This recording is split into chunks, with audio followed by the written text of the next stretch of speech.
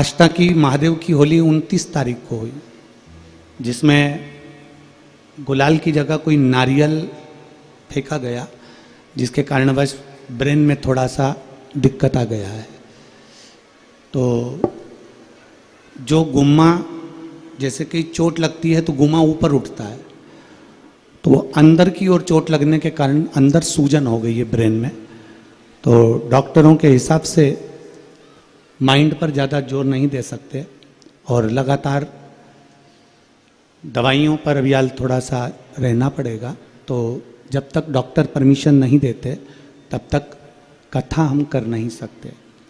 आप हमारी जीजी हो और आप हमारे जीजा हो, एक भाई के दर्द को आप लोग जानते हो, तो मुझे उम्मीद है कि आप सब यहाँ पहुँचे, आप लोगों को कष्ट हुआ और केवल हमारे वचन को निभाना था, इसलिए हॉस्पिटल से छुट्टी कराकर मैं आज आप लोगों के बीच में आया हूँ।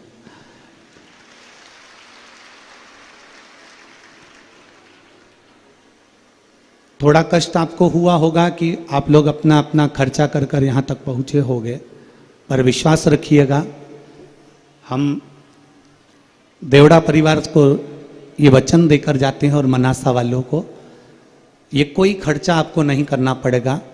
अगले वर्ष बिटले सेवा समिति इस कथा को करने के लिए इन्हीं यजमान के पद पर हम आएंगे। हमारे कलेक्टर महोदय, SP, SDM, TI, SSP, SP, commissioner, यहाँ के विधायक, यहाँ के सांसद, यहाँ के नगर पालिका अध्यक्ष, यहाँ के अध्यक्ष महोदय, ये सब बहुत सुचारू रूप से उस कथा का आयोजन करेंगे और उसका खर्चा पूरी विटले सेवा समिति उठाएगी। आपको उसकी चिंता नहीं करना। बस थोड़ा शरीर में कष्ट होने के कारण बस हम हमारे मस्तिष्क पर जोर नहीं दे सकते और ज़्यादा बोल नहीं सकते, इसलिए आप लोगों से क्षमा मांगने के लिए हम यहाँ आए। और जितने भी श्रोता भाई बहन आस्था चैनल पर लाइव देख रहे हैं, सोशल मीडिया पर सुन रहे हैं, उनसे भी हम क्षमा चाहते हैं। आप कथा, अगर हमको थोड़ा बहुत भी आराम अगर लगता है तो हम आगे की कथाएं करेंगे, नहीं तो जो कथाएं आगे भी बिलासपुर और हाले कोसा छत्तीसगढ़, ये भी कथाएं कैंसिल हो जाएगी। तो शरीर पर, क्योंकि अगर हम पहले भी कथाओं में कहते हैं प्रथम सुख निरोगी काया, तो अगर सुख है शरीर का तो आपको कथाएं आगे मिलती रहेगी और आप बाबा की शरण में रहेंगे। नारियल का प्रेशर थोड़ा तेज था, इसलिए वो चोट अंदर बैठ गई है, जिससे सूजन है, थोड़ा उसमें तकलीफ ज़्यादा हो रही है, जिसके कारणवश आप लोगों से हम क्षमा चाहेंगे। पर आप लोगों से मिलना हुआ, थोड़ी गलती हमारी हो गई जो हम आप लोगों के बीच कथा नहीं कह पा रहे हैं। पर अगले वर्ष पक्का है ना जीजियो?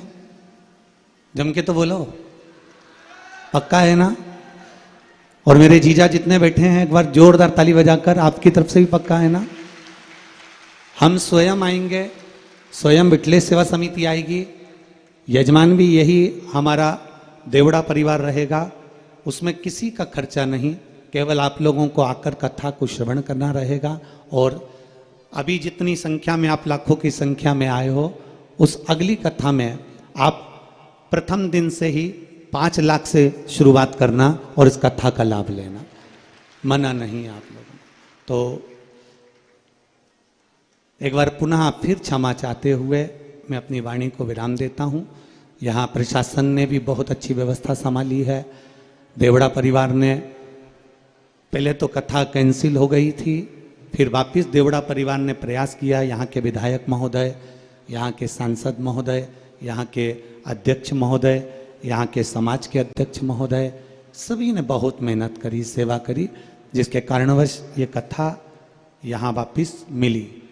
पर कथा में बाबा देवाधिदेव महादेव को जब कराना होगा, आज भी हमारे देवड़ा परिवार की माता जी की आंख में आंसू थे। हमने कहा माँ तू चिंता मत कर, तेरा बेटा तुझे वचन देकर जाता है, 1 साल में वापिस आऊँगा कथा करने के लिए, और दिल से करेंगे। तो मैं क्षमा चाहते हुए इस कथा को यहीं पर विराम देता हूँ और प्रयास करूँगा आप सब मुझे क्षमा करेंगे। श्री शिवाय नमस्तुभ्यम।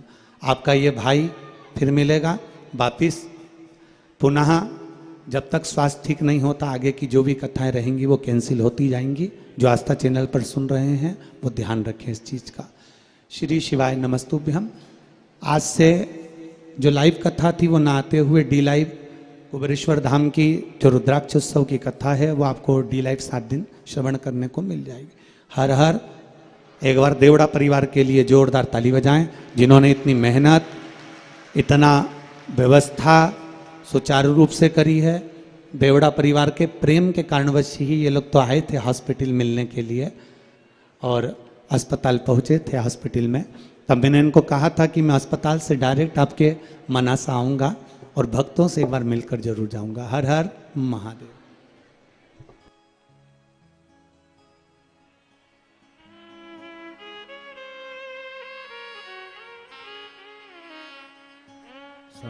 शरण पड़ी मांगू घड़ी हे घड़ी दुख काटो दया करी दर्शन आपो शंभो शरण पड़ी मांगू घड़ी